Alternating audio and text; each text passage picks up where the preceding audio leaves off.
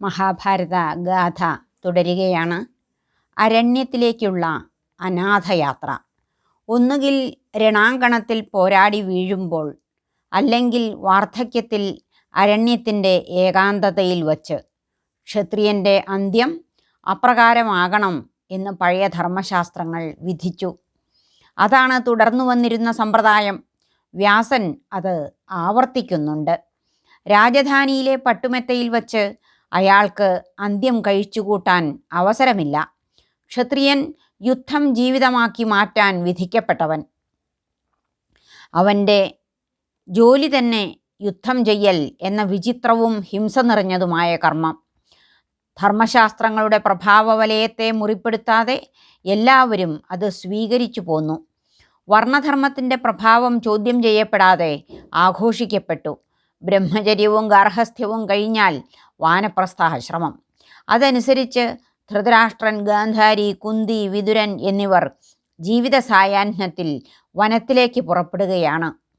അവർക്ക് രാജഗേഹത്തിൽ തന്നെ തങ്ങളുടെ വാർദ്ധക്യം സമാധാനപൂർണമായി കഴിച്ചുകൂട്ടാൻ എന്തായിരുന്നു തടസ്സം എന്ന ചോദ്യം പ്രസ്തുത കഥാമുഹൂർത്തത്തിൽ സംഗതമല്ലായിരിക്കാം. ഇതിഹാസത്തിലെ ആശ്രമവാസ പർവ്വത്തിൽ ധൃതരാഷ്ട്രൻ്റെ വനയാത്ര പ്രതിപാദിക്കപ്പെട്ടിരിക്കുന്നു. അതിലേക്ക് വരാം. അശ്വമേധയാഗം അനുഷ്ഠിച്ച് സ്വയം ധന്യനായി കരുതിയ യുധിഷ്ഠിരൻ കൂടുതൽ ഊർജ്ജസ്വലനായി അധികാരത്തിൻ്റെ കടിഞ്ഞാൺ ഏന്തി. ധൃതരാഷ്ട്രനും ഗാന്ധാരിയും കൂടെ ഉള്ളത് അദ്ദേഹത്തെ കൂടുതൽ ഉത്സാഹവാനാക്കി. താൻ വെട്ടിയ യുദ്ധത്തിൽ എല്ലാം നഷ്ടപ്പെട്ട് വാർദ്ധകത്തിൽ ഒറ്റയ്ക്കായവനാണല്ലോ ധൃതരാഷ്ട്രൻ. അന്ധനായ രാജാവിനും അദ്ദേഹത്തിൻ്റെ കണ്ണുകെട്ടിയ പത്നിക്കും ഒരു കുറവും വരുത്താതിരിക്കാൻ ധർമ്മപുത്രൻ സവിശേഷമായ അവധാനത പുലർത്തി. ഗാന്ധാരിയും വിതുരനും സഞ്ജയനും കൃപനും ധൃതരാഷ്ട്രൻ്റെ കൂടെ നിന്നു. അദ്ദേഹത്തിന് ഒരു കുറവും യുധിഷ്ഠിരൻ വരുത്തിയില്ല. പണ്ട് അനുഭവിച്ചിരുന്ന എല്ലാ സുഖഭോഗങ്ങളും അതിനേക്കാൾ മെച്ചപ്പെട്ട രീതിയിൽ യുധിഷ്ഠിരൻ ധൃതരാഷ്ട്രന് നൽകി. ധർമ്മപുത്രൻ്റെ നിർദ്ദേശപ്രകാരം പാണ്ഡവരൊക്കെ ധൃതരാഷ്ട്രനിൽ സ്നേഹാദരങ്ങൾ ചൊരിഞ്ഞു. സ്വന്തം മക്കൾ നൽകിയതിനേക്കാൾ കൂടുതൽ സംരക്ഷണമാണ് ധർമ്മപുത്രൻ അദ്ദേഹത്തിന് നൽകിയത്. പാഞ്ചാലിയും അദ്ദേഹത്തെ ആദരിച്ചു. വിലപിടിച്ച വസ്ത്രങ്ങളും ആഭരണങ്ങളും മദ്യമടക്കമുള്ള ഇഷ്ടപ്പെട്ട പാനീയങ്ങളും ധൃതരാഷ്ട്രന് ആവോളം ലഭിച്ചു. ആജ്ഞകൾ അനുസരിക്കാൻ ഭൃത്യർ ഓടി നടന്നു. ഭീമൻ മാത്രം പക്ഷേ ആന്തരികമായി ധൃതരാഷ്ട്രനിൽ നിന്നും വിട്ടുനിന്നു. വൃകോദരന് അദ്ദേഹവുമായി പൊരുത്തപ്പെടാനായില്ല. ധൃതരാഷ്ട്രനിലും ഭീമനോടുള്ള വെറുപ്പ് അവശേഷിച്ചു. തൻ്റെ 100 മക്കളെ കൊന്ന ഭീമനെ ധൃതരാഷ്ട്രൻ ആഴത്തിൽ വെറുത്തു. എന്നാൽ അത് അദ്ദേഹം പുറത്തു കാണിച്ചില്ല. ദ്യൂതസഭയിൽ ശകുനി കള്ളച്ചൂത് കളിച്ചുകൊണ്ടിരിക്കെ ആര് ജയിച്ചു എന്നിങ്ങനെ ജിജ്ഞാസാപൂർവം വെമ്പൽ കൊണ്ടിരുന്ന ആ കണ്ണുകാണാത്ത ക്രൂരമുഖം ഭീമനെ വേട്ടയാടി. ധൃതരാഷ്ട്രൻ്റെ ഉള്ളിൽ രോഗാണുക്കൾ പോലെ വളർന്നിരുന്ന ആർത്തിയുടെയും നൃശംസതയുടെയും ചൊരുക്കുകൾ ഭീമൻ തൻ്റെ ഉൾക്കണ്ണിൽ കണ്ടിരുന്നു. ധൃതരാഷ്ട്രന് വേണമെങ്കിൽ യുദ്ധം ഒഴിവാക്കാനാകുമായിരുന്നു. മകൻ്റെ നേതൃത്വത്തിൽ നടന്ന ഗൂഢാലോചനകളൊന്നും അറിഞ്ഞിട്ടും തടഞ്ഞില്ല. തൻ്റെ അധികാരത്തിനു കീഴെ അഴിഞ്ഞാടാൻ ശകുനിയെ അനുവദിച്ചു. കർണൻ ദുര്യോധനൻ്റെ കൂടെ കൂടിയതിൽ രാജാവ് നിഗൂഢമായി ആഹ്ലാദിച്ചു. ഭീമൻ്റെ ഉള്ളിൽ ധൃതരാഷ്ട്രനോടുള്ള വെറുപ്പ് തികട്ടി വന്നു. അലോസരപ്പെടുത്തുന്ന ഒരു ഓർമ്മ പോലെ ആ വൃദ്ധമുഖം ഭീമനെ അസ്വസ്ഥമാക്കിക്കൊണ്ടിരുന്നു. ഈ ഒരൊറ്റ മനുഷ്യൻ കാരണം തങ്ങൾ അനുഭവിച്ച തീരാ ദുരിതങ്ങൾ ഭീമനെ വേട്ടയാടി. എല്ലാ പാതകങ്ങളും അനുഷ്ഠിക്കാൻ മക്കൾക്ക് പ്രേരണ നൽകിയ വ്യക്തി തന്നെ ഇപ്പോൾ തൻ്റെ കൂടി അധീനതയിലുള്ള രാജധാനിയിൽ കുളിച്ചുണ്ട് കഴിയുന്നത് ഭീമന് പൊറുക്കാനായില്ല. ഒരു ദിവസം ഭീമൻ ഗാന്ധാരിയും ധൃതരാഷ്ട്രനും കേൾക്കെ പറഞ്ഞു: ഇരുമ്പുലയ്ക്ക പോലുള്ള എൻ്റെ കൈകൾ നോക്കൂ. കുരുടനായ രാജാവിൻ്റെ കേമന്മാരായ 100 മക്കളെയും ഈ കൈകൾ കൊണ്ട് ഞാൻ കൊന്നുവീഴ്ത്തി. എൻ്റെ ഈ കൈകളിൽപ്പെട്ട് അവർ ഒടുങ്ങി. ചന്ദനം ചാർത്തേണ്ട കൈകളാണ് എൻ്റേത്. എൻ്റെ ഈ ബാഹുക്കൾ കാരണം ദുര്യോധനൻ മുടിഞ്ഞുപോയി. ധൃതരാഷ്ട്രനും ഗാന്ധാരിയും ഭീമൻ പറഞ്ഞത് കേട്ടു. അവർ നടുങ്ങി. ധൃതരാഷ്ട്രന് കാര്യം പിടികിട്ടി. താൻ ഹസ്തിനപുരിയിൽ സുഖഭോഗങ്ങൾ അനുഭവിച്ച് ജീവിക്കുന്നതിൽ ഒരർത്ഥവുമില്ല. പഴയതുപോലെ ഇനി അങ്ങനെ ജീവിച്ചു പോകുന്നതിൽ സാങ്കത്യമില്ല.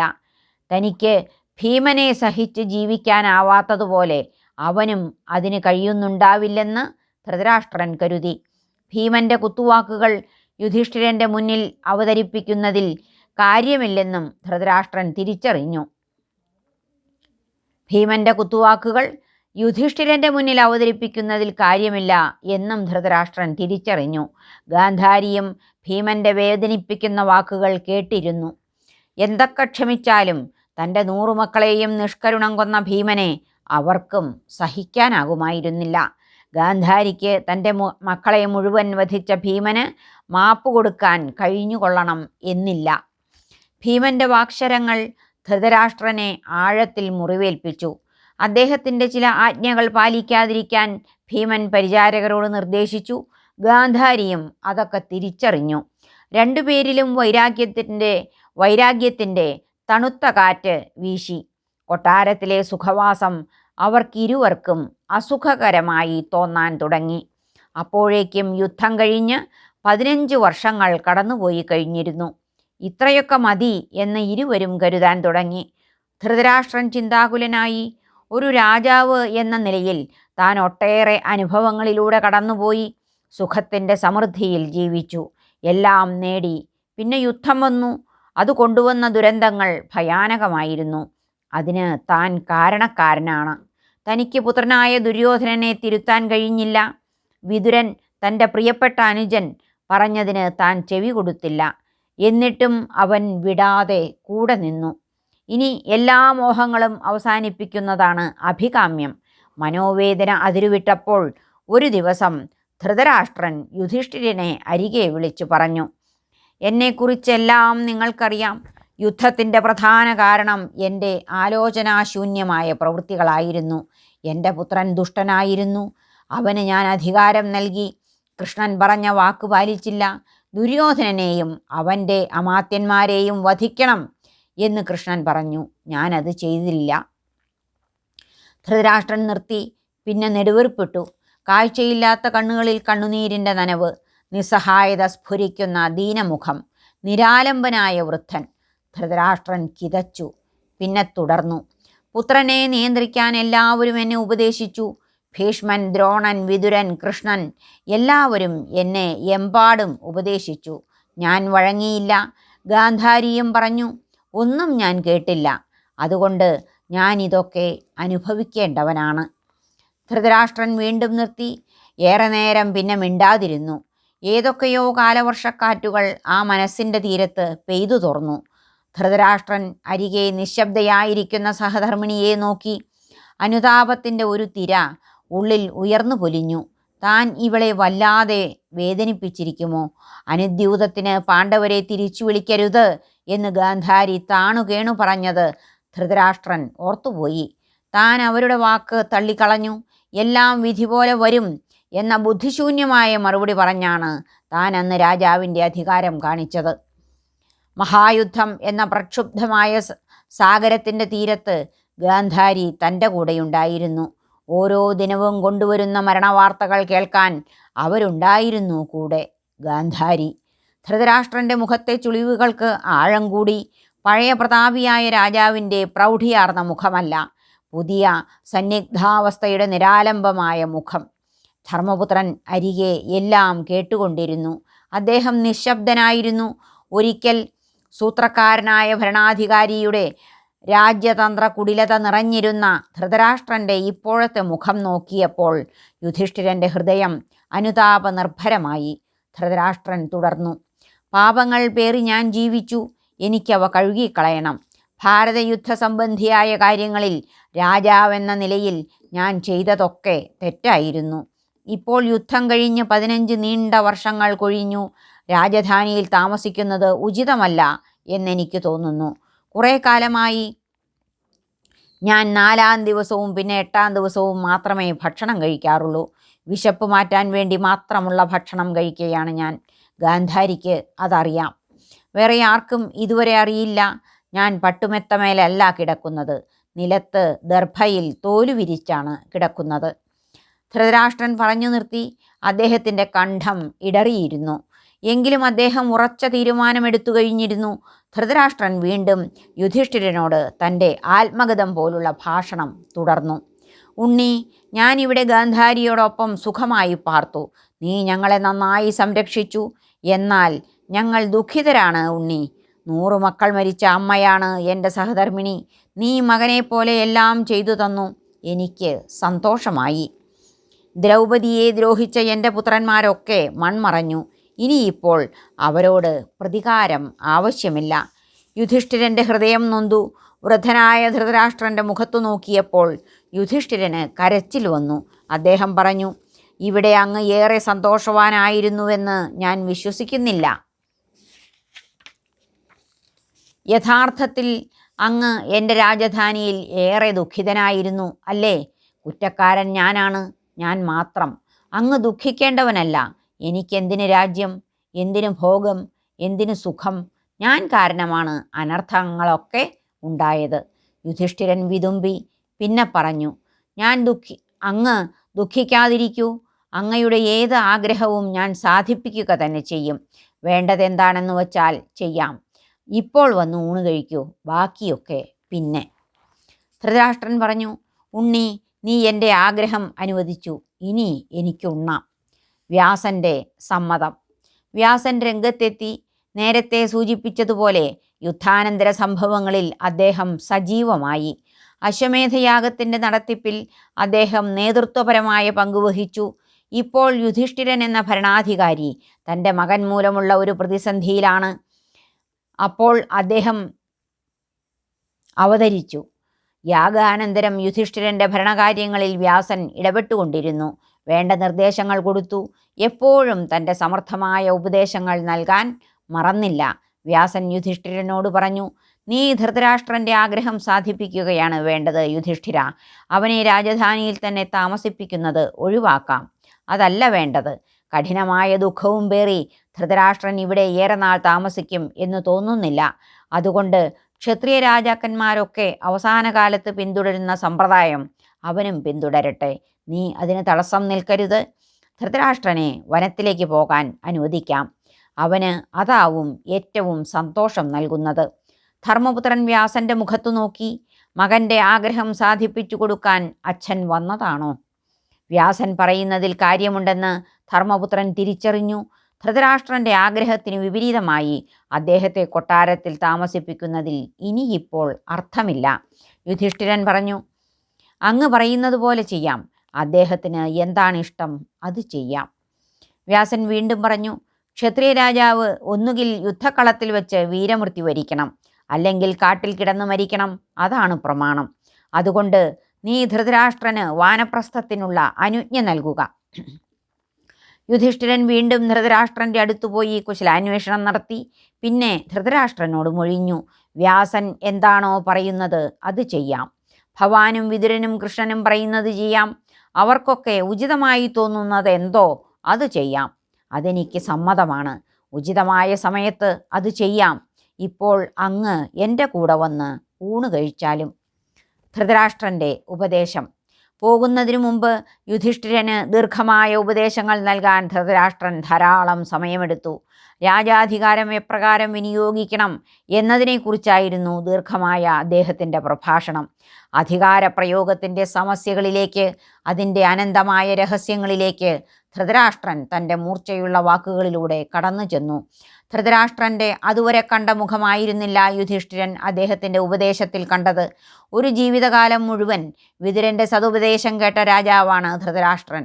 അതൊന്നും അദ്ദേഹം ചെവിക്കൊണ്ടില്ല. മാത്രമല്ല പലപ്പോഴും വിതുരനോട് തൻ്റെ നീരസം പ്രകടിപ്പിക്കുകയും ചെയ്തിരുന്നു. വിതുരൻ മുഖസ്തുതിക്കാരനായിരുന്നില്ല. രാജാവിൻ്റെ മുഖത്തു നോക്കി സത്യം വിളിച്ചു പറയാൻ ധീരത കാണിക്കുന്ന അപൂർവരിൽ ഒരാൾ. സഞ്ജയനും ആ പാത തന്നെ പിന്തുടർന്നു. വികലമായ വ്യക്തിത്വമുള്ള രാജാവിനെ ഉപദേശിക്കുന്നത് വ്യർത്ഥമാണ് എന്നവർ തിരിച്ചറിഞ്ഞിരിക്കണം. ഒരു ഭരണാധികാരി എന്ന നിലയിൽ ധൃതരാഷ്ട്രൻ വലിയ പരാജയമായിരുന്നു. തൻ്റെ ഭരണത്തിൻ്റെ ഫലമായാണ് സർവനാശം വിതച്ച മഹായുദ്ധം ഉണ്ടായത് എന്ന് ധൃതരാഷ്ട്രൻ സ്വയം സമ്മതിക്കുന്നുണ്ട്. സ്വന്തം ജീവിതത്തിൽ പകർത്താനാവാത്ത കാര്യങ്ങൾ എല്ലാ ഉപദേശകരും ആവശ്യപ്പെടാതെ തന്നെ മറ്റുള്ളവർക്ക് നൽകുന്നു. അവർ തൻ്റെ ഉപദേശങ്ങളാൽ പ്രബുദ്ധരായിത്തീരും എന്ന് വിചിത്രമായി അഭിമാനിക്കുന്നു. രാജകാര്യങ്ങളെ സംബന്ധിക്കുന്ന ഉപദേശങ്ങളായിരുന്നു ധൃതരാഷ്ട്രൻ്റേത്. രാജാവിൻ്റെ ഉത്തരവാദിത്വം, ബാധ്യത, ദേശസുരക്ഷ, കുറ്റവും ശിക്ഷയും, അസ്ത്രാഭ്യാസം, യുദ്ധം, ശത്രുവിന് നേരെയുള്ള ആക്രമണം തുടങ്ങിയ കാര്യങ്ങളെക്കുറിച്ച് ധൃതരാഷ്ട്രൻ ദീർഘമായി സംസാരിച്ചു. യുധിഷ്ഠിരൻ പതിവ് പോലെ ക്ഷമാവാനായ ശ്രോതാവായി ഇരുന്നു. ഒരു വ്യത്യാസം മാത്രമുണ്ടായിരുന്നു. അവാന്തര കഥകളും ദൃഷ്ടാന്ത കഥകളും ധൃതരാഷ്ട്രൻ ഒഴിവാക്കി. ഉപദേശിക്കപ്പെടുന്ന കാര്യങ്ങളിൽ ഒരു കാര്യം മാത്രം അതിൻ്റെ അഭാവത്തിൽ ശ്രദ്ധേയമായി ഉണ്ടാകും. ജനതയുടെ അവകാശം എന്ന ആശയം പഴയകാല രാജ്യതന്ത്രത്തിൽ കാണാൻ കഴിയുമായിരുന്നില്ല. അതൊഴികെ ബാക്കിയെല്ലാം കാണും. അത് സ്വാഭാവികം. കാരണം അവർ പ്രജകൾ എന്ന് വിളിക്കപ്പെട്ടു. ഭരിക്കുന്നവൻ രാജാവ്, ദൈവം. ചാതുർവർണ്ണ സങ്കല്പവും തദനുസൃതമായ കർമ്മവിഭജനവും എന്ന കേന്ദ്രീയ ആശയത്തിനു കീഴിലായിരുന്നു ഭീഷ്മൻ, കൃഷ്ണൻ, വ്യാസൻ തുടങ്ങി എല്ലാ ഉപദേശകരുടെയും ന്യായവാദങ്ങൾ. ധൃതരാഷ്ട്രോപദേശത്തിൽ കുറ്റവും ശിക്ഷയും എന്ന ആശയം പരാമർശിക്കപ്പെടുന്നത് കാണാം. കുറ്റവാളികളുടെ കൂട്ടത്തിൽ ബഹളം കൂട്ടി കുഴപ്പമുണ്ടാക്കുന്നവർ തുടങ്ങി താരതമ്യേന ചെറിയ തെറ്റുകൾ ചെയ്യുന്നവർക്കും ഹേമദണ്ഡങ്ങളും വധശിക്ഷയും നൽകുന്നത് കാണാം. ഭരണാധികാരി എന്ന നിലയിൽ പഴയകാല രാജാക്കന്മാർ എത്ര നിഷ്ഠുരമായ ശിക്ഷാവിധികളാണ് വിധിച്ചിരുന്നത് എന്ന് ധൃതരാഷ്ട്രൻ്റെ ഭാഷണത്തിൽ വ്യക്തമാകുന്നുണ്ട്. അവയൊക്കെ ചിരപുരാതനമെന്ന് വിശ്വസിക്കപ്പെട്ട ധർമ്മശാസ്ത്ര ഗ്രന്ഥങ്ങളിൽ എഴുതി വയ്ക്കപ്പെട്ടിട്ടുമുണ്ട്. നിഷ്ഠുരമായ ശിക്ഷാവിധികൾക്ക് മേലാണ് രാജധാനികളിൽ അധികാരത്തിൻ്റെയും വെട്ടിപ്പിടിച്ച സമ്പത്തിൻ്റെയും സ്വർണ്ണഹർമ്മ്യങ്ങൾ നിർമ്മിക്കപ്പെട്ടത്. ഒരു കാര്യം കൂട്ടിച്ചേർക്കാൻ ധൃതരാഷ്ട്രൻ മറക്കുന്നില്ല. നാട്ടുകാർ കാളകളെപ്പോലെ, കഴുതകളെപ്പോലെ രാജാവിനു വേണ്ടി പണി ചെയ്തുകൊണ്ടിരിക്കണം എന്ന തീട്ടൂരമാണത്. ശത്രുക്കളെ വകവരുത്തേണ്ട രീതികളെ സംബന്ധിച്ചും ധൃതരാഷ്ട്രൻ ഉപദേശിക്കാൻ മറക്കുന്നില്ല. മുഴുവൻ രാജാക്കന്മാരെയും തൻ്റെ അധീനതയിലാക്കി ഭരണം മുന്നോട്ട് നീക്കാനാണ് വൈരാഗ്യത്തിൻ്റെ മുഹൂർത്തങ്ങളിലും ധൃതരാഷ്ട്രൻ ഉപദേശിച്ചു കൊണ്ടിരുന്നത്. ഉപദേശത്തിലുടനീളം ഭരണാധികാരി എപ്പോഴും എപ്രകാരം കഠിനമനസ്കനായി നിന്ന് ഭരണരഥം ലക്ഷ്യസ്ഥാനത്തെത്തിക്കണം എന്ന ആശയത്തിന് ധൃതരാഷ്ട്രൻ അടിവരയിടുന്നുണ്ട്. മറ്റൊരു കാര്യം പരിചാരക വൃന്ദമാണ്, ഭൃത്യസമൂഹം. അതാണ് ഭരണാധികാരിയുടെ ബലം. ധൃതരാഷ്ട്രൻ്റെ ഉപദേശം ഇങ്ങനെ ഏറെ നീണ്ടുപോയി. എത്ര നിഷ്ഠുരമായാണ് അപ്രകാരം തോന്നിപ്പിക്കാതെ രാജാക്കന്മാർ പുരോഹിതരുടെ സഹായത്താൽ പ്രജകളെ ഭരിക്കേണ്ടത് എന്ന് വിശദീകരിക്കുകയായിരുന്നു ജീവിതത്തിൽ നിന്ന് വിടവാങ്ങാനൊരുങ്ങുന്ന ധൃതരാഷ്ട്ര മഹാരാജാവ്. ധൃതരാഷ്ട്രൻ പ്രജകളെ കാണുന്നു. ദീർഘമായ തൻ്റെ ഉപദേശഭാഷണത്തിന് ശേഷം ധൃതരാഷ്ട്രൻ തനിക്ക് തൻ്റെ പഴയ പ്രജകളെ കണ്ടാൽ കൊള്ളാം എന്ന് യുധിഷ്ഠിരനോട് പറഞ്ഞു. യുധിഷ്ഠിരൻ ഉടനെ പൗരപ്രമാണിമാരെ വിളിച്ചു വരുത്തി. ആദ്യം പതിവ് പോലെ ബ്രാഹ്മണർ, പിന്നീട് മറ്റുള്ളവർ. ശ്രേണീബദ്ധത നിലനിർത്തിക്കൊണ്ട് പ്രജകൾ സവിനയം വന്നു നിന്നു. 4 വർണ്ണത്തിലുള്ളവരുമെത്തി. അതിന് താഴെയുള്ളവരെക്കുറിച്ച് പരാമർശമില്ല. ധൃതരാഷ്ട്രൻ തൻ്റെ പ്രജകളായിരുന്നവരെ നോക്കി കുറേ നേരം അവരെ നോക്കി നിന്നു. പൗരമുഖ്യന്മാർ വന്നുകൊണ്ടിരുന്നു. ധൃതരാഷ്ട്രൻ പ്രജകളോട് മാപ്പിരന്നു. അവരോട് അദ്ദേഹം ആദ്യമായും അവസാനമായും വിനയപൂർവ്വം സംസാരിച്ചു. തൻ്റെ കുറ്റങ്ങൾ ഏറ്റുപറഞ്ഞ് മാപ്പിരന്നു. വൃദ്ധനായ രാജാവ് കരഞ്ഞുകൊണ്ടിരുന്നു. പ്രതാപിയായ പഴയ മഹാരാജാവിൻ്റെ പ്രേതം കണക്ക് ഹസ്തിനപുരി ഒരിക്കൽ അടക്കി വാണ രാജാവ് കൈകൂപ്പി നിന്നു. പ്രജകളുടെ പ്രതിനിധിയായി ഒരു വിപ്രൻ സംസാരിച്ചു. വലിയ വാക്കുകൾ പ്രയോഗിച്ച് അയാൾ തൻ്റെ ഭാഷണ കൗശലം പ്രദർശിപ്പിച്ചു. അയാൾ സംസാരിച്ചു. അങ്ങ് ഒരു തെറ്റും ചെയ്തിട്ടില്ല. അങ്ങ് വീരനാണ്. കുരുക്കളിൽ ആരും പ്രജകൾക്ക് അപ്രിയം ചെയ്തിട്ടില്ല. അങ്ങയുടെ ഭരണത്തിൽ ഞങ്ങൾ ഒട്ടേറെ ഗുണങ്ങൾ അനുഭവിച്ചു. ദുര്യോധനനും അല്പം പോലും ദോഷം ചെയ്തിട്ടില്ല. അദ്ദേഹം അച്ഛനെ പോലെ ആയിരുന്നു ഞങ്ങൾക്ക്. അതുപോലെ തന്നെ ധർമ്മപുത്രനും. ബ്രാഹ്മണൻ പതിവ് പോലെ പ്രജയായി തൻ്റെ ചിരപുരാതനമായ സ്തുതിഗീത പ്രധാനമായ ശൈലിയിൽ തുടർന്നുകൊണ്ടിരുന്നു. യുദ്ധം ഗംഭീരമായിരുന്നുവെന്നും അത് ദൈവം കൊണ്ടുവന്നതായിരുന്നുവെന്നും അയാൾ ധൃതരാഷ്ട്രൻ്റെ മുന്നിൽ നിർലജ്ജം തട്ടിവിട്ടു. അവിടെയും ബ്രാഹ്മണൻ നിർത്തിയില്ല. ഒരു പടി കൂടി കടന്ന് ധൃതരാഷ്ട്രൻ ജഗത്തിൻ്റെ ഗുരുവാണെന്നും പ്രഭുവാണെന്നും ഒഴിഞ്ഞ് അയാൾ മുഖസ്തുതി മൊഴിഞ്ഞതിലുള്ള ധന്യതയിൽ കുതിർന്നു നിന്നു. അപ്രകാരം ജനങ്ങളുമായുള്ള ധൃതരാഷ്ട്രൻ്റെ കൂടിക്കാഴ്ച മംഗളകരമായി പര്യവസാനിച്ചു. അദ്ദേഹത്തിന് തൻ്റെയും പിന്നെ മകൻ്റെയും പഴയ പ്രജകളെക്കുറിച്ച് അഭിമാനം തോന്നിയിരിക്കണം.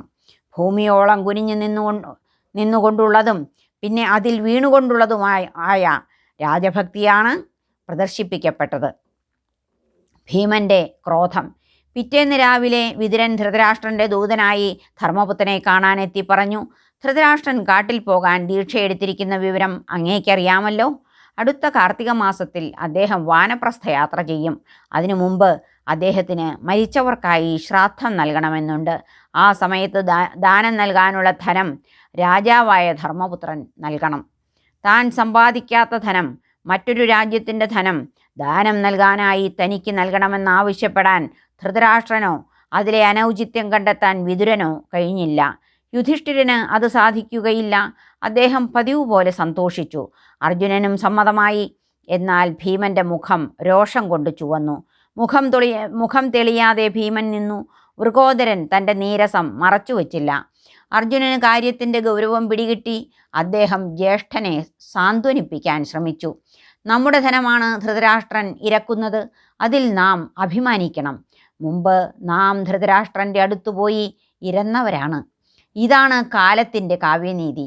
ആ രാജാവ് ഇപ്പോൾ ഏകൻ, വൃദ്ധൻ, കൂടെ ആരുമില്ല. നമുക്കത് കൊടുക്കാം ഭീമ. നീ അത് സമ്മതിക്കണം. കൊടുത്തില്ലെങ്കിൽ മോശമാണ്. അത് അകീർത്തികരമാകും. നമ്മെ അധർമ്മം ബാധിക്കും. ഭീമൻ്റെ മുഖം ചുവന്നിരുന്നു. വൃകോദരൻ അർജുനൻ്റെ മുഖത്ത് ഒരു നിമിഷം നോക്കി നിന്നു. എന്താണിവൻ പറഞ്ഞുകൊണ്ടുവരുന്നതെന്ന ഇഷ്ടമില്ലായ്മ ആ നോട്ടത്തിൽ ഉണ്ടായിരുന്നു. പിന്നെ പറഞ്ഞു, അർജുന, നീ പറയുന്നത് എന്താണ് എന്ന് നിനക്ക് ബോധ്യമുണ്ടോ? മരിച്ചവരിൽ കുറച്ചു പേരൊഴികെ എല്ലാവരും നമ്മുടെ കൊടും ശത്രുക്കൾ. അവരുടെ പേരിൽ നമ്മൾ ധനം നൽകുകയോ ദുര്യോധനൻ്റെ മരണാനന്തര പുണ്യത്തിന് നമ്മൾ പണം നൽകുക വിചിത്രം തന്നെ. നീ എല്ലാം പെട്ടെന്ന് മറന്നു. അവർ കുലപാംസനന്മാർ, ഭൂമി മുടിച്ചവർ, എല്ലാം തകർത്ത് തരിപ്പണമാക്കിയവർ. നീ അജ്ഞാതവാസം മറന്നോ? ദ്യൂതസഭയിലെ ദ്രൗപദിയുടെ മുഖം മറന്നോ? എന്തായിരുന്നു ഈ ധൃതരാഷ്ട്രൻ്റെ അന്നത്തെ മനോഭാവം? നമ്മുടെ ആഭരണങ്ങൾ അന്ന് അവർ അഴിച്ചു വയ്പ്പിച്ചു. നീ കൃഷ്ണാജിനവും തോളിലിട്ട് ഇറങ്ങി. 13 വർഷം വനവൃത്തി.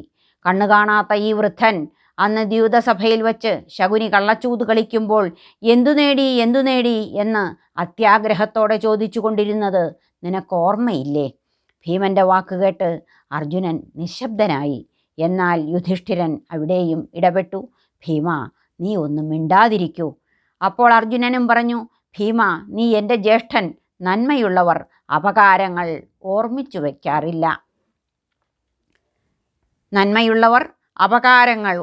വയ്ക്കാറില്ല. ഭീമനൊന്നും പറഞ്ഞില്ല. വിതുരന് എല്ലാം മനസ്സിലായി. യുധിഷ്ഠിരൻ വിതുരനോട് പറഞ്ഞു, അങ്ങ് ചെന്ന് വല്യച്ഛനോട് പറയുക, ഇവിടെയുള്ളതൊക്കെ അദ്ദേഹത്തിനുള്ളതാണ് എന്ന്. വിതുരൻ ധൃതരാഷ്ട്രനോട് പറഞ്ഞു, യുധിഷ്ഠിരൻ ഭവാന് എല്ലാം നൽകും. യുധിഷ്ഠിരൻ പ്രാണൻ വേണമെങ്കിൽ നൽകും. താങ്കളുടെ അഭ്യർത്ഥന സസന്തോഷം കൊണ്ടാടി. ഭീമന് ഇതൊന്നും ഇഷ്ടമല്ല. അവന് സമ്മതമല്ല. ഒടുവിൽ അവനും സമ്മതിച്ചു. താങ്കൾക്ക് ദാനം ചെയ്യാൻ രാജാവ് കോശം തുറന്നു വയ്ക്കും. എല്ലാ ധനത്തിനും പ്രഭു താങ്കളാണ് എന്ന് ധർമ്മപുത്രൻ പറഞ്ഞു. രാജധാനിയിലുള്ള ഗോക്കൾ, രത്നങ്ങൾ, ആടുകൾ എന്നിവയൊക്കെ നൽകും. കൂടാതെ അവിടുത്തെ ദാസികളെയും ദാസന്മാരെയും ബ്രാഹ്മണർക്ക് നൽകാം. ധൃതരാഷ്ട്രൻ ആനന്ദക്കണ്ണീർ പൊഴിച്ചു. ധർമ്മപുത്രനെയും അർജുനനെയും പുകഴ്ത്തി. ദാനയജ്ഞം ഗംഭീരമായി നടന്നു. 100 കൊടുക്കേണ്ട ബ്രാഹ്മണർക്ക് 1000 കൊടുത്തു. 1000 കൊടുക്കേണ്ടവർക്ക് 10000. പിന്നെ മരിച്ചുപോയ ഭീഷ്മദ്രോണാദികളെ സന്തോഷിപ്പിക്കാൻ അവർക്ക് വേണ്ടി ബ്രാഹ്മണരെ വിളിച്ചു വരുത്തി. സുഹൃത്തുക്കൾക്കും പുത്രന്മാർക്കും പുണ്യം ലഭിക്കാനും ബ്രാഹ്മണരെ ആനയിച്ചു കൊണ്ടുവന്നു. അന്നപാനങ്ങൾ, വാഹനങ്ങൾ, വിരിപ്പുകൾ, സുവർണം, മണിരത്നങ്ങൾ എന്നിവയൊക്കെ ബ്രാഹ്മണർക്ക് ആവോളം നൽകി കഴിഞ്ഞില്ല. പലതരം രത്നങ്ങൾ, കമ്പിളികൾ എന്നിവയും ബ്രാഹ്മണർക്ക് നൽകി. ഗ്രാമങ്ങൾ, ക്ഷേത്രങ്ങൾ എന്നിവ വേറെ. കോപ്പണിഞ്ഞ ആനകളും കുതിരകളും ദാനം ചെയ്യപ്പെടാൻ കാത്തുനിന്നു. ബ്രാഹ്മണർ സംതൃപ്തിയിൽ കുതിർന്നു. എല്ലാവരും ധൃതരാഷ്ട്രനെയും ധർമ്മപുത്രനെയും വാഴ്ത്തിപ്പാടി. അതുകൊണ്ടും ഉപഹാരങ്ങൾ തീർന്നില്ല. ദാസികളും ദാസന്മാരും ബ്രാഹ്മണർക്കായി നൽകപ്പെട്ടു. അവർ വീണ്ടും ധന്യരായി നിന്ന് അതൊക്കെ സ്വീകരിച്ചു കഴിഞ്ഞില്ല. ശ്രേഷ്ഠ സ്ത്രീകളും കന്യകമാരും ബ്രാഹ്മണർക്കായി ദാനം ചെയ്യപ്പെട്ടു. ശ്രേഷ്ഠ പുരുഷന്മാർ ഒഴിവാക്കപ്പെട്ടു. അവസാനം ഒരു വാക്യം കൂടി ഇതിഹാസം ദയാപുരസ്സരം കൂട്ടിച്ചേർക്കുന്നുണ്ട്. മറ്റ് ജാതിക്കാർക്കും അന്നപാനാദികളും രത്നങ്ങളും കൊടുത്തു എന്നാണത്. പ്രജകൾ പതിവ് പോലെ ഓരത്തു നിന്ന് ആർക്കോ വേണ്ടി ജയാരവം മുഴക്കി. ഇപ്രകാരം രാജകീയ ഭണ്ഡാരത്തിലെ ധനം വേണ്ടുവോളം മിക്കവാറും ബ്രാഹ്മണർക്കു മാത്രം നൽകി ധർമാത്മജൻ ധർമ്മത്തിൻ്റെ അവതാരമായി വിരാജിച്ചു. രാജകീയ കോശം മിക്കവാറും ബ്രാഹ്മണർക്കു മാത്രമായി തുറന്നു വച്ചതിലുള്ള സന്തോഷം കൊണ്ട് എന്ന പോലെ ജനങ്ങൾ ആഘോഷത്തിമിർപ്പിൽ മതിമറന്നു. വിട പറയുന്ന ധൃതരാഷ്ട്രൻ. കാർത്തിക മാസത്തിലെ പൗർണമി. ധൃതരാഷ്ട്രൻ വനയാത്രയ്ക്കൊരുങ്ങി വീട് വിട്ട് കാട്ടിലേക്ക്, രാജധാനി വിട്ട് വാനപ്രസ്ഥത്തിലേക്ക്. ഗാന്ധാരി നിഴല് പോലെ കൂടെ നിന്നു. അന്തരീക്ഷത്തിൽ ശോകം കനത്തു. ഇതിഹാസം പ്രസ്തുത സന്ദർഭത്തെ വിഷാദനിർഭരമാക്കിയിരിക്കുന്നു. അന്ധനായ രാജാവ് നിറകണ്ണുകളോടെ കൈകൂപ്പി നിന്നു. അദ്ദേഹം ഉറക്ക നിലവിളിച്ചു. ധൃതരാഷ്ട്രൻ വനയാത്രയ്ക്കായി വൽക്കലവും അജിനവും ഉടുത്തു. വേദന സഹിക്കാൻ കഴിയാതെ യുധിഷ്ഠിരൻ എന്ന മഹാരാജാവ് നിലത്തു വീണു.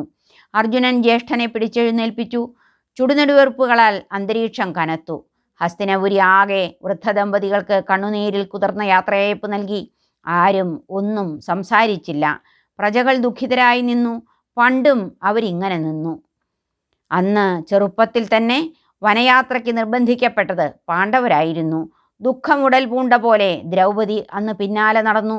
അപ്പോഴും ജനങ്ങൾ ആരെയും കുറ്റപ്പെടുത്താതെ മിണ്ടാപ്രാണികളെപ്പോലെ കണ്ണുനീർ പൊഴിച്ചിരുന്നു. അതിപ്പോഴും ഒരു ശീലമെന്നോണം അവർ ആവർത്തിച്ചു. വിതുമ്പുന്ന ചുണ്ടുകൾ, ആർദ്രമായ നയനങ്ങൾ, വിളറിയ കവിളുകൾ, നിറം മങ്ങിയ ചുണ്ടുകൾ. രാജസ്ത്രീകൾ അലമുറയിട്ട് രാജകീയ ദമ്പതിമാരെ യാത്രയാക്കി. പ്രാസാദങ്ങളിൽ നിന്ന് ജനങ്ങളുടെ നിലവിളി ഉയർന്നു. എന്തോ മഹാദുരന്തത്തിന് മുന്നിലെന്ന പോലെ അവർ വാവിട്ട് കരഞ്ഞു. പഞ്ചപാണ്ഡവർ ഒരുമിച്ച് യാത്രയയപ്പിൽ പങ്കുകൊണ്ടു.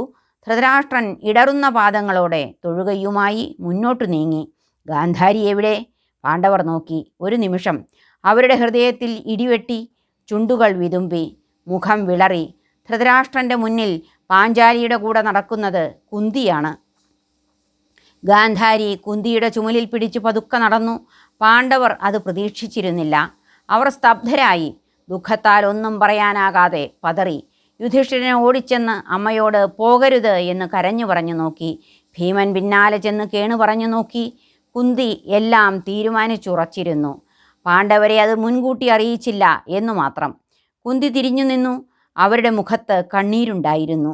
വഴിക്ക് വെച്ച് തന്നെ കുന്തി മക്കളോട് ദീർഘമായി സംസാരിച്ചു.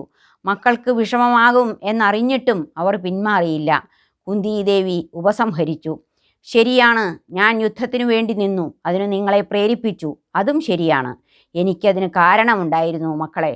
പാഞ്ചാലിയുടെ അഭിമാനം വ്രണപ്പെട്ടു. അതെനിക്ക് സഹിക്കാനായില്ല. ഇപ്പോൾ നിങ്ങൾ നേടിയ രാജ്യഫലം ഞാൻ ആഗ്രഹിക്കുന്നില്ല. കാട്ടിൽ ശ്വശുരനെയും ശ്വശ്രുവിനെയും ശുശ്രൂഷിച്ച് ഞാൻ എൻ്റെ ശിഷ്ടജീവിതം കഴിച്ചുകൂട്ടും. അതിൽ മാറ്റമില്ല. കുന്തി നിർത്തി.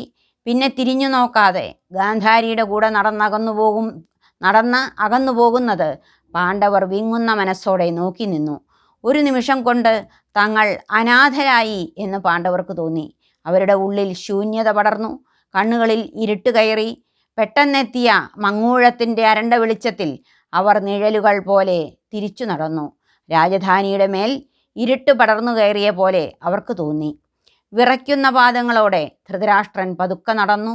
മഹായുദ്ധം കഴിഞ്ഞ് അനുഭവപ്പെട്ട ശൂന്യതയേക്കാൾ വലിയൊരു ഇരുൾപക്ഷിയുടെ ചിറകുകൾ തന്നെ ആപാദചൂടം മൂടുന്നതായി അദ്ദേഹത്തിന് തോന്നി. ഏകാകിതയേക്കാൾ ഭയാനകമായി മറ്റൊന്നുമില്ല എന്ന ചിന്ത ഉള്ളിലൂടെ മിന്നിമറയവേ ധൃതരാഷ്ട്രൻ അപാരതയിലേക്ക് മിഴിനട്ട് മുന്നോട്ട് നീങ്ങി. പിൻവാക്ക്. ക്ഷത്രിയൻ ആയുധത്തിൽ പിറവിയെടുക്കുന്നു, ആയുധത്താൽ ജീവിക്കുന്നു, ആയുധം കൊണ്ട് വധിക്കപ്പെടുകയോ ജയിക്കുകയോ ചെയ്യുന്നു. വാർദ്ധകത്തിൽ അയാളുടെ ജീവിതം അരണ്യത്തിൽ. അതാണ് സമ്പ്രദായം, കീഴ്വഴക്കം, വിചിത്രമായ ആചാരം, ധർമ്മശാസ്ത്രവിധി. ജീവിതം മുഴുവൻ യുദ്ധഭൂമിയിൽ കഴിയുന്ന ഒരാൾക്ക് വാർദ്ധകത്തിൽ വിധിക്കപ്പെടുന്നത് അരണ്യ ജീവിതമാണ് എന്നത് വിചിത്രമായി തോന്നാം. അരണ്യത്തിൽ ശാന്തി ലഭിക്കും എന്ന മിഥ്യാധാരണയ്ക്ക് പുറത്ത് രൂപം കൊണ്ട സമ്പ്രദായം, രാജഭരണത്തിൽ നിന്നോ യുദ്ധത്തിൽ നിന്നോ ലഭിക്കാത്ത മനസ്സമാധാനം വനഭൂമിയിൽ നിന്ന് ലഭിക്കുമെന്ന ആശയത്തിൽ പടുത്തുയർത്തിയ പുരുഷാർത്ഥ സങ്കല്പം, ക്ഷത്രിയൻ്റെ മേൽ ധർമ്മശാസ്ത്രങ്ങൾ കെട്ടിവെച്ച മനോഭാരത്തിൻ്റെ പ്രതീകമാണ് വാനപ്രസ്ഥം. പ്രിയപ്പെട്ടവരുമായി കഴിഞ്ഞ് വാർദ്ധക്യം കഴിച്ചുകൂട്ടുക എന്നതിലല്ല, മറിച്ച് വന്യജീവിതത്തിൻ്റെ സാങ്കല്പിക സ്വച്ഛതയിൽ അസ്തമയത്തെ കാത്തിരിക്കുക എന്ന ആശയത്തിൽ പടുത്തുയർത്തിയ സങ്കല്പം. അപരഹിംസ ഏറ്റെടുക്കേണ്ടി വരുന്ന അഭിശപ്തമായ ക്ഷത്രിയ ജീവിതത്തെക്കുറിച്ച് ഒന്നിലേറെ തവണ അർജുനനും യുധിഷ്ഠിരനും വേദനയോടെ പരാമർശിക്കുന്നുണ്ട്. ആയുധപ്രയോഗത്താൽ ആയിരങ്ങളെ കൊന്നൊടുക്കിയ ഭീഷ്മൻ 10-ാം നാൾ സ്വയം തൻ്റെ തന്നെ മരണവഴി പാണ്ഡവർക്ക് പറഞ്ഞു കൊടുക്കുകയായിരുന്നു. ധൃതരാഷ്ട്രൻ്റെ ദാനയജ്ഞവും ഏറെ വിചിത്രമായി തോന്നാം. അദ്ദേഹം ഇപ്പോൾ ഹസ്തിനപുരിയുടെ രാജാവല്ല, ഒരർത്ഥത്തിൽ പാണ്ഡവരുടെ അഭയാർത്ഥി. അദ്ദേഹം ദാനം ചെയ്തത് സ്വന്തം സമ്പത്തായിരുന്നില്ല, അത് മറ്റുള്ളവരിൽ നിന്ന് ഇരന്നു വാങ്ങിയ ധനമായിരുന്നു. മറ്റൊരാളുടെ പണമെടുത്ത് ദാനയജ്ഞത്തിന് മുതിർന്നതിലാണ് അസാധാരണത്വം. അതിൽ ഒരാൾക്ക് കൃതകൃത്യത അവകാശപ്പെടാനാകില്ല. താൻ നേടിയെടുക്കാത്ത ധനം മറ്റുള്ളവർക്ക് ദാനം ചെയ്യുന്നതിൽ ത്യാഗധീരതയോ പുണ്യമോ അവകാശപ്പെടാനാവില്ല. മാത്രമല്ല, അപരിമിതമായ ധനമാണ് അദ്ദേഹം ദാനം ചെയ്തത്. 100 കൊടുക്കേണ്ടവർക്ക് 1000, 1000 നൽകേണ്ടവർക്ക് 10,000വും അദ്ദേഹം നിർലോഭം നൽകി എന്ന് ഇതിഹാസം. കൊടുത്തതോ ജനങ്ങൾക്കായിരുന്നില്ല, മിക്കവാറും ബ്രാഹ്മണർക്ക് മാത്രം. അതിന് ധർമ്മശാസ്ത്ര പ്രമാണങ്ങളുടെ പിന്തുണയുണ്ടെങ്കിലും അതിൽ ധാർമ്മിക ധീരതയില്ല. അതുകൊണ്ട് ധൃതരാഷ്ട്രൻ്റേത് തീർത്തും വിചിത്രമായൊരു ദാനയജ്ഞമായി അനുഭവപ്പെടാം. ഭീമൻ എന്നും വ്യത്യസ്തനായിരുന്നു. വൃകോദരന് കപടനാട്യമില്ല. മറ്റുള്ളവർ പലപ്പോഴും ചെയ്യുന്നത് പോലെ നാടക നടനെ പോലെ അഭിനയിക്കാൻ ഭീമന് ആവില്ല. ജീവിതത്തിൽ എന്നും ക്രൂരത മാത്രം ചെയ്ത വ്യക്തി ഒരു നാൾ മാലോകരെ ബോധ്യപ്പെടുത്താനും തൻ്റെ കുറ്റബോധം തണുപ്പിക്കാനും ചെയ്യുന്ന കർമ്മങ്ങളിൽ കൃത്രിമത്വമുണ്ട് എന്ന് ഭീമൻ കരുതി. ദ്യൂതസഭയിൽ വച്ചും ഭീമൻ ആർജവത്തോടെ പ്രതികരിച്ചിരുന്നു. ധൃതരാഷ്ട്രൻ്റെ കാര്യത്തിൽ ധാർമ്മിക രോഷം പ്രകടിപ്പിച്ച ഭീമൻ അതിനേക്കാൾ കഠിനമായ മറ്റൊരു കാര്യത്തിൽ പക്ഷേ പ്രതികരിച്ചതായി സൂചനയില്ല. ശ്രദ്ധാലുവായ വായനക്കാരനെ സ്തബ്ധനാക്കുന്ന കാര്യം ഹസ്തിനപുരിയിലെ കൃപൻ്റെ സാന്നിധ്യമാണത്. ഇതിഹാസം ഏറെക്കുറെ മൗനത്തിലൂടെ പറയാതെ പറഞ്ഞ രഹസ്യം.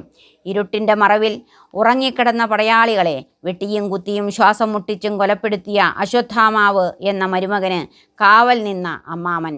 അതും പോരാതെ ശിബിരത്തിന് 3 ഭാഗത്തു നിന്നും തീ കൊടുത്ത 3 പേരിൽ ഒരാൾ. തീയിൽ പാതി വെന്ത് പ്രാണരക്ഷാർത്ഥം പുറത്തേക്ക് കുതിച്ച നിസ്സഹായരെ വാളുമായി വെട്ടിക്കൊലപ്പെടുത്തിയ ബ്രഹ്മബന്ധു, വന്ധ്യവയോധികൻ, ആചാര്യശ്രേഷ്ഠൻ, സാക്ഷാൽ കൃപൻ. യുദ്ധം കഴിഞ്ഞ് 15 വർഷമായി അല്ലലില്ലാതെ അയാൾ ഹസ്തിനപുരിയിൽ ധൃതരാഷ്ട്രൻ്റെ അനുചരനായി ഉണ്ടുറങ്ങി സസുഖം വാണു. പുത്രനായ സുതസോമനെ വധിക്കാൻ കാവൽ നിന്ന അയാളോട് ഭീമന് പകയില്ല. 5 മക്കളെയും നിഷ്ഠുരം വധിക്കാൻ കൂട്ടുനിന്ന് തന്നെ തകർച്ചയിലേക്ക് വലിച്ചെറിഞ്ഞ അയാളോട് ഹസ്തിനപുരിയിലെ പട്ടമഹിഷിയായ ദ്രൗപദിക്കും പരാതിയില്ല. 2ാമത്തെ മകനും കൊല ചെയ്യപ്പെട്ടതിൽ അർജുനനും പ്രത്യേകിച്ച് വെറുപ്പില്ല. പുത്രൻ വധിക്കപ്പെട്ട ചക്രവർത്തി യുധിഷ്ഠിരനും അത് മറന്നുപോയിരിക്കണം. അദ്ദേഹം ധർമ്മകഞ്ചുകവും അണിഞ്ഞ് എപ്പോഴും മന്ദഹസിച്ചു നിന്നു. നകുല സഹദേവന്മാർ എന്നും അണിയറയിലും ആയിരുന്നു. ക്രൂരതയ്ക്കുള്ള മഹത്തായ ശിക്ഷ അത് ചെയ്യുന്ന വ്യക്തിയെ ഏകാന്തവാസത്തിന് വിധിക്കലാണ് എന്ന് ഇതിഹാസം കരുതുന്നതായി തോന്നാം. അശ്വത്ഥാമാവിന് ലഭിച്ച ശിക്ഷ വേദന തിന്നുകൊണ്ടുള്ള ഏകാന്തമായ അലച്ചിലായിരുന്നു. ശിരസിൽ ഒരിക്കലും ഉണങ്ങാത്ത മുറിവുമായി ഹിംസയിൽ അഭിരമിച്ച മഹാബ്രാഹ്മണൻ എന്ന കഥാപാത്രം ജീവിതത്തിൻ്റെ കാന്താരവീഥികളിൽ അലഞ്ഞു നടന്നു. മറ്റൊരു രീതിയിൽ ഇതിഹാസം ധൃതരാഷ്ട്രനും വാർദ്ധക്യത്തിൽ അപ്രകാരമൊരു ശിക്ഷ നൽകി. വനവന്യയിൽ ഏറെക്കുറെ ഏകാഗിയായി വെന്തുമരിക്കുന്നതുവരെ ആ ശിക്ഷ തുടർന്നു. കുറ്റകരമായ മൗനത്താൽ കൊലപാതകങ്ങളെ കൊണ്ടാടിയതിനുള്ള ശിക്ഷ. എത്രയേറെ സുഗന്ധങ്ങൾക്കും തൻ്റെ കൈകളിലെ കൊലപാതകക്കറകളെ കഴുകിക്കളയാനാവില്ല എന്ന് വിലപിച്ച ഷേക്സ്പിയറുടെ ലേഡി മാക്ബത്തിനെ പോലെ ധൃതരാഷ്ട്രനും തൻ്റെ വിടപറയൽ വേളയിൽ പശ്ചാത്താപബോധത്താൽ അലമുറയിട്ടുകൊണ്ടിരുന്നു. അന്ധനായ ആ മനുഷ്യൻ്റെ ഹൃദയാകാശത്തിനു കുറുകെ കാനനഛായയുടെ ഇരുണ്ട വന്യമായ വെളിയിട വീണുകിടന്നു.